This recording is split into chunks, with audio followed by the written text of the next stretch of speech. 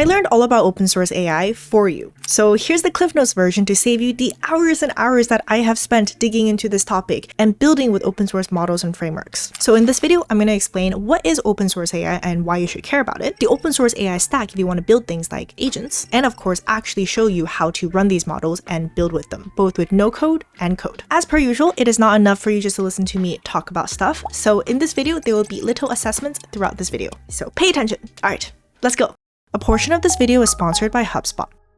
Let's start off by first defining open source AI. Open source AI refers to AI systems where some or all of the core components are publicly available, typically including things like model architecture, model weights, training code or inference code, and license that allows use, modification, and redistribution. This is in contrast to closed source AI, which refers to AI systems where the models, weights, and training process are all proprietary, and users can only access them via API, web apps, or enterprise platforms. Some common examples of closed source AI include GPT models from OpenAI, Claude from Anthropic, Gemini from Google, and Grok from X. Now, since 2022, closed source AI has just been dominating the field, primarily just because it's so much better than its open source counterparts, until January 2025 when DeepSeek R1 came out. This was the first time that an open source model was able to compete on par with the best closed source models at that time, which was a really big deal because it opened the floodgates for more open source AI to start showing up on the leaderboards. Open source AI has huge advantages.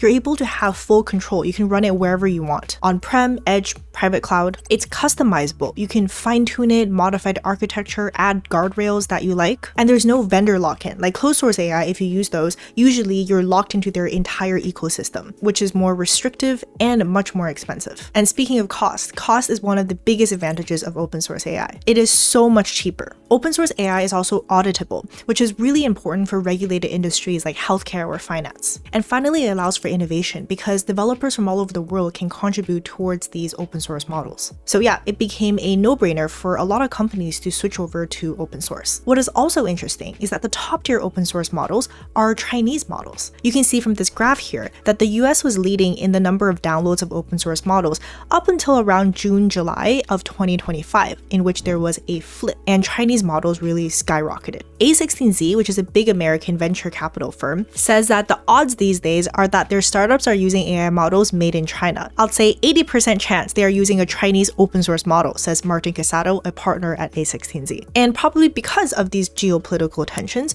we've seen that in the past few months, the Western world has also been responding by investing more into open source as well. So as a whole, for the consumer, like you and I probably, this is a really great thing because everything is becoming more open source. Oh, and just a side note, because I did mention like Chinese open source models and different open source models in the previous video, and people were talking about being concerned that, we'll be running things on Chinese servers. The whole point of open source is that you don't need to be running on anybody's servers. You can download them locally, you can host them the way that you want to. So you do have the data privacy there. Anyways, of course, I'm not saying that open source models are completely perfect, okay? Open source models do also have their cons. They have higher setup complexity. Unlike closed source models, where you can just literally click a link and then just start doing whatever you want with them, there are a few more steps that you need to do in order to access them. Hardware is also a big thing. Running AI models is a pretty resource intensive thing, so you do need to have good enough hardware to support this. There's generally speaking 4 different sizes of models. So based on the hardware that you have, you're limited to the models that you can run. I'll put on screen now some of the requirements. Open source models also do have weaker capabilities straight out of the box because they're not equipped with all the bells and whistles that you might be used to, like if you're directly using a closed source model like Claude or GPT. And finally, because nobody is managing things for you and accessing your data, you need to do this yourself. So you do need to manage things like security, scalability, and uptime. With that being said though, remember the last benefit of open source, which is innovation, because open source developers are all able to work together to improve things. These drawbacks are also rapidly shrinking. These models are getting better and better out of the box with technologies like inference, quantization making these models smaller, so now you're able to run a lot of these models on your own personal computer. Open source developers are also building frameworks and packages to make the setups easier and maintenance and scaling easier as well. So yeah, TLDR, open source AI is very much exploding right now, and this is a great time for you to start exploring and building with these models. Like literally, you could not have done this just like a few months ago unless you had like commercial grade hardware and professional coding skills. Time for our first little quiz. Please answer the questions displayed on screen right now and put them into the comments. All right, let's now talk about the open source AI stack. So first, just to make sure we're on the same page here, what I mean by open source AI stack is the collection of technology and frameworks that you would need in order to use open source AI and build things with them, like apps or agents, like a personal assistant AI agent that can do things like book your flights for you, manage your calendars, or like an AI dating app where the app is using AI to match people's profiles. Or it could be like, I guess, AIs dating each other. I don't know. The sky's your limit. But yes, let's talk about the technology and tools that you need in order to build these things. So the most important thing of the open source AI stack is, of course, the models. As of the filming of this video in February 2026, some of the leading open source models to keep an eye out on are Kimi models from Moonshot AI, GLM models from Zhipu AI, rebranded now as Z.ai, and Hunyuan models from Tencent, specifically for image processing. Of course, I don't know which ones are going to be the leading open source models by the time that you see this video. These are going to keep changing, but it doesn't really matter because the way you use them is still going to be the same. You can see their current rankings, try them out, and even compare them if you want by going on websites like LM Stats or Arena.ai. But if you actually want to use them locally and build with them, you need to use what is called a model manager. The most popular one is called Ollama. Just go on their website, download the software, install it, download the models you want to try out, and then you can just run them. That wasn't too hard, was it? So amazing. Now you actually have your models downloaded locally, like they're running on your actual computer locally. This very powerful AI model. That's just like mind-blowing to me. But we're just scratching the surface here. If you really want to start experiencing the power of these open source models, then you need to start giving them access to things like tools and memories and knowledge. Are there any long-term watchers of this channel here? Thank you very much for supporting this channel. What does this sound like to you? Yes!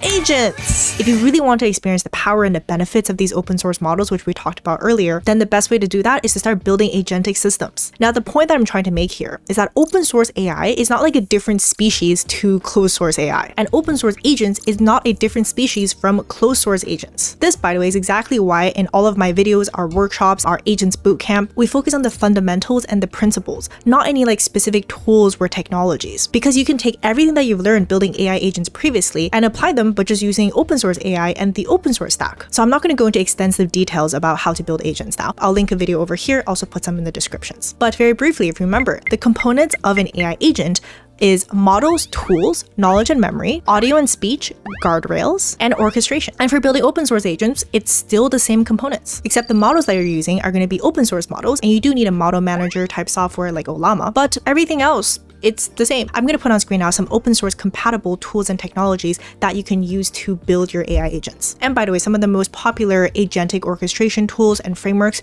can also be used for open source models too, like NA10, or if you're a developer, OpenAI's Agents SDK and Google's ADK actually support open source models too. And there's also open source first agent infrastructure like LangGraph, LlamaInk, etc., etc. Oh, before moving on to the next section, I do also want to make a note that open source AI models and infrastructure is particularly dominating in the AI coding arena. There are a lot of open source coding tools available now on the market. Our company, Lonely Octopus, just a couple weeks back, we actually hosted an event in Hong Kong all about open source AI, where people were able to vibe code really cool projects in under an hour. The 3 winners from the event. The first one is Git Snake, where you can learn Git by playing Snake. The second is Palmer Reef. That's a productivity tool that can turn focus into a visual experience. And Asian Life, where you celebrate Asian life stuff. I'm going to put on screen now some open source AI coding tools that you can check out if you want. Most people can generate ideas with AI, but struggle to turn them into actual deliverables, like tailored reports, company-specific analyses, and presentations that are ready to share with your team. Now, HubSpot just released a new free resource called the Claude Cowork Stack 12 Advanced Prompts to Replace a Week of Work, and it's designed to close this gap. As its name suggests, it includes some really great prompts, including one that analyzes your content performance for the past months to find out what's working and why for your specific audience. There's one to generate a competitive intelligence report by analyzing competitors based on public information and documents that you've collected to get insights. And my favorite, one to do your weekly ops prep. Ops is like the bane of my existence. This will let you start your week with a clear list of your priorities flagged, prep work identified, and calendars synced to what matters. Each of these prompts is built to work with your files, your data, and your context so that you can get deliverables that you can actually use. All you gotta do is just copy paste to get started. You can grab the free resource at the link in the description. Thank you so much HubSpot Media for providing us with free AI resources to help us all level up. Now back to the video. Okay, great. Let's now move on to tutorials and demo time, both with code and no code.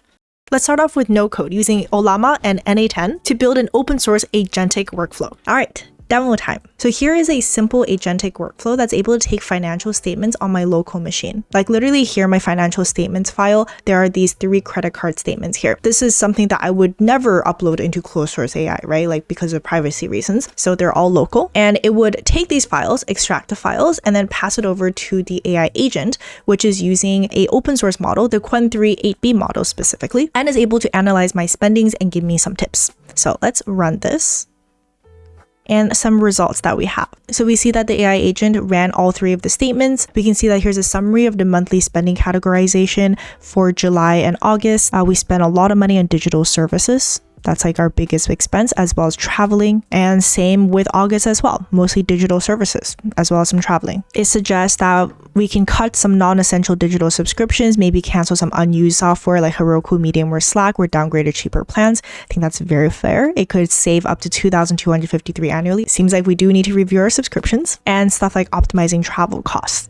So some key takeaways, and then also gives us some action items to work on. And it does this for all of the other statements as well. What is really amazing about this workflow is that it is all hosted locally, so nothing is leaving this machine, no privacy concerns, and it is completely free. That's crazy. Of course, there are a lot of ways that you can improve this agent. For example, giving it more information from other financial documents like bank statements or investments as well, so it has a better picture. You can have it automatically pull that from your bank and other places as well, all locally, and then it can run automatically. You can also have a dashboard. It's a lot prettier for you to look at. There's so many other things. So if you also want to start building local agents like this, you need to download Ollama, and then you also need to download NA10. Ollama manages the open source AI models for you on your local computer. So this is like the model part of the agent. And then you can also get NA10 locally as well, which helps build out the other parts of the agents by giving it stuff like memories and tools and orchestrating all of them together. I recommend going with the self-hosted Docker approach, and you can just follow the instructions. If you want to learn more about how to use NA10 to build agents, I do have an entire video about that, which I will link over here. So I'm not going to go into too much more detail about that here. So yes, you can download Ollama and get NA10 and then combine them together. Alternatively, which I think is an even easier approach, if you're okay downloading and running a little bit of code, like you don't actually have to write the code, just run it. NAN does have this self-hosted AI starter kit. So you can just come here, download it, and then go through the instructions based upon the kind of hardware that you have. It comes with the self-hosted N8N. It also comes with Ollama, so you don't have to install these things separately. It also comes with Quadrant. It's a high-performance vector store, really useful as you start building more complex workflows, and also PostgreSQL, which can handle large amounts of data safely as well. So I'm not going to go into way too much detail either about how all of these fit together, but it does come in really handy for a lot of different AI workflows. This is what I did, by the way. So after you do that, you will see something like this, where then you can click create your workflow, and you can start creating stuff if you want, or if you want to run and build on top of the financial statement analyzer I just showed you, you can just click here and then import from file. I will link the file for the workflow in the description. Might need to fiddle around a little bit, setting up the models, downloading things, configuring stuff, but yes, you will end up with this, a free and private local agent. Great. Let's now move on to the code version. We'll be using Python with Ollama and the OpenAI Agents SDK. Demo time for the code version. So here's an email agent workflow. So I'm going to run this now, run this agent for new emails. This is Warp, by the way. It's how I'm using it to run this agent. It's like an AI coding agent. Okay, so it's starting email agent workflow, fetching up to 5 unread emails. Found some emails. Later. Okay, cool. So it finished everything, and we can see that there is a Lonely Octopus interview email where a draft is created. We'll go check that out in just a bit. And then these are some other ones that it ignored because it did not require a response. So let us check it out. So here is the email that's telling me, oh, I'm pleased to inform you you've successfully passed the initial interview stage for the software engineering position at Lonely Octopus. We'd like to invite you to our final round interview. Please reply by Wednesday, end of day, with your availability. So the agent drafted this reply. So, dear Octopus team, thank you for the invitation. I'm available on Tuesday, Wednesday between blah, blah, blah. Please let me know what time works best for your team. Looking for your confirmation. So I didn't send this yet because I actually have to go in and edit it so that it can actually send this response, because I don't want to just send it directly. That's there. And then I think it's mostly in the promotions here. Yeah, like it read the promotions and it decided like, oh, we don't need to respond to that. So in this case, I didn't have any emails that got flagged, but I want to show you what happens when it does get flagged. So here is an example from like last night. It's about like a rev like application request. situation. So it got flagged for human, and it says the email appears to be automated job listing notification with embedded HTML and shortened link. So it suggests that this might be important, and it got flagged because you don't know if it's a potential security risk or if it's like an actual thing or not. So it would send me an email notification on this. This is really good for personal use if you get a lot of emails, and especially for business, for the company, it is really useful because we get a lot of emails, like a lot of requests that are coming in for collaboration, people asking questions about our programs, and a lot of other things as well. So this is a great way to screen these emails, draft the replies, and it makes our workflow so much easier. That's why we're able to handle that much volume, even though our team size is actually really small. We only have 5 people. This is only doable because of open source AI. Firstly, I would never send my emails to some company in which they can use that data to do like who knows what, right? Like that is definitely not gonna happen. And even if I worked out some like privacy workaround, it would cost me so much money because I would be constantly monitoring these emails, categorizing them, and drafting replies to this. But guess what?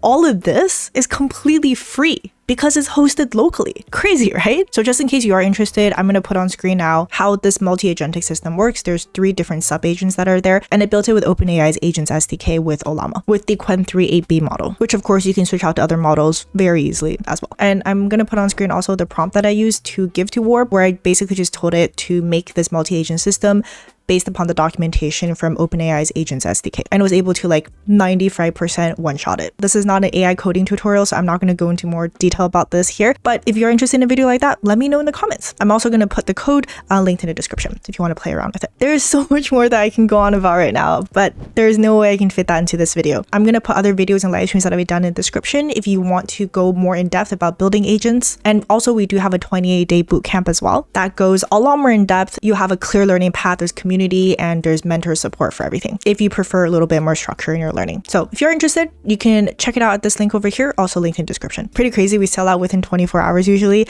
just to the wait list, because we only have 100 spots available per cohort, because I want to make sure everybody gets the best experience possible from our human team. Amazing, great. You now know the fundamentals of open source AI, the open source AI stack, and how to build open source AI agents, both with code and no code. I understand everything! You also have a lot of tools and resources that you can start exploring too as you continue building. I really think open source AI has so much promise, and it might just be the push that's going to really help companies and individuals incorporate AI into their workflows. A lot of the hesitations we have about privacy and cost, these are not like solved by any means, but I do think open source AI provides a big step forward. Now, finally, here is the last little assessment. Please answer these questions and put your answers into the comments to make sure that you retain all of this information that we just talked about. Thank you so much for watching until the end of this video, and I will see you in the next video or live stream.